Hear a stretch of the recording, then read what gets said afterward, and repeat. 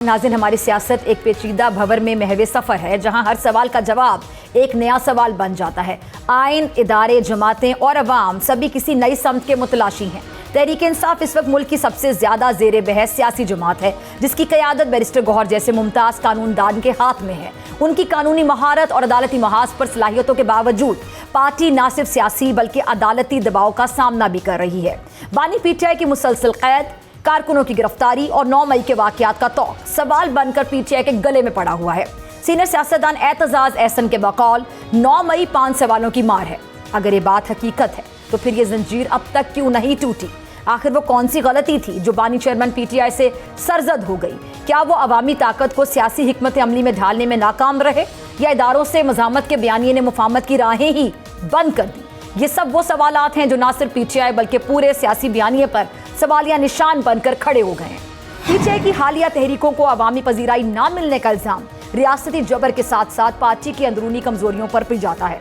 एक तासुर यह भी है कि खुद जमात के अंदर मौजूद कुछ अनासिर बानी चेयरमैन पीटीआई को आज़ाद देखने के ख्वाहान नहीं है। अगरचे ये दावा तस्दीक तलब है, लेकिन सियासत में जब ऐसी बातें होना शुरू हो जाएं तो उनके पसे मंजर को नज़रअंदाज नहीं किया जा सकता। दूसरी तरफ पीपल्स पार्टी की सूरत हाल भी दिलचस्पी से खाली नहीं है।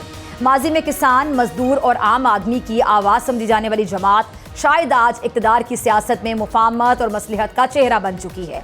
पंजाब में इसका जवाल कई सवालात को जन्म देता है। क्या जियाले रूठ गए?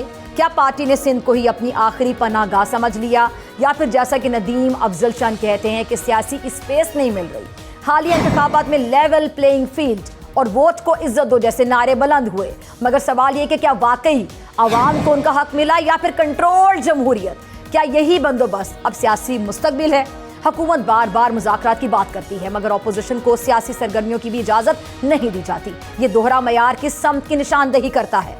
मजीद ये कि 27वीं आईनी तरमीम की बाज़गर सुनाई दे रही है, और लेकिन सवाल यहाँ भी यही गूंज रहा है कि 26वीं तरमीम ने आखिर क्या समरात दिखाए? क्या अदलिया का बोझ कम किया या बढ़ाया? इस पर जो राय है वो तरह तरह की है।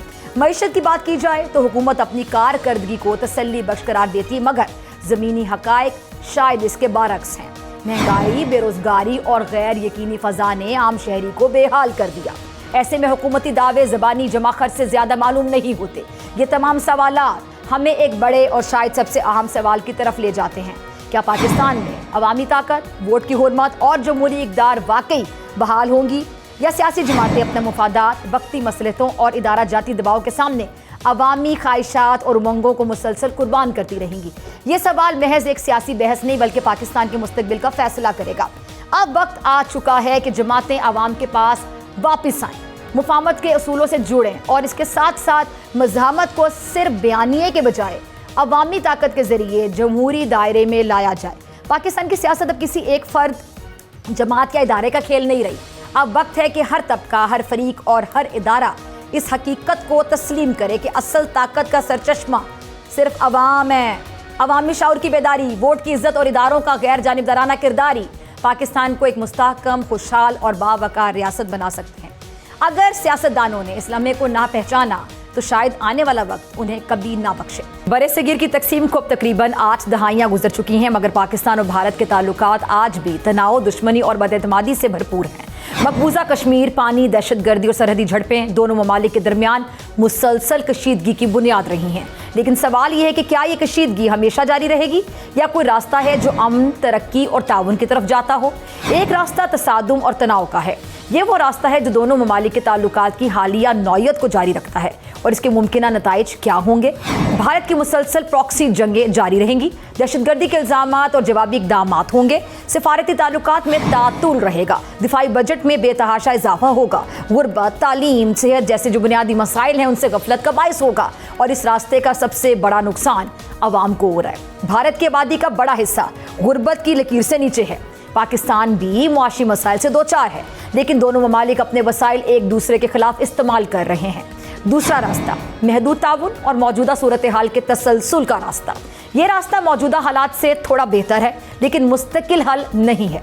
इसमें कभी कभार मुज़ाकरात हो सकते हैं, बैकडोर रवाबित हो सकते हैं, क्रिकेट या सकाफती तबादले जैसे नर्म राब्ते हो सकते हैं, और इसके साथ साथ तिजारती रियायतों पर महदूद बातचीत हो सकती है। ये रास्ता वक्ती सुकून फराहम करता है, लेकिन बुनियादी मसाइल जैसा कि कश्मीर, پانی دہشت گردی حل کے بغیر کوئی پائیدار بہتری نہیں لا سکتا۔ اب ہے تیسرا راستہ، مفاہمت اور علاقائی انضمام کی کوشش کا راستہ۔ یہ وہ راستہ ہے جس کی خواہش لاکھوں افراد رکھتے ہیں، لیکن سیاسی مفادات اور مثبت ارادے کی عدم موجودگی کے باعث ابھی تک ممکن نہیں ہو سکا۔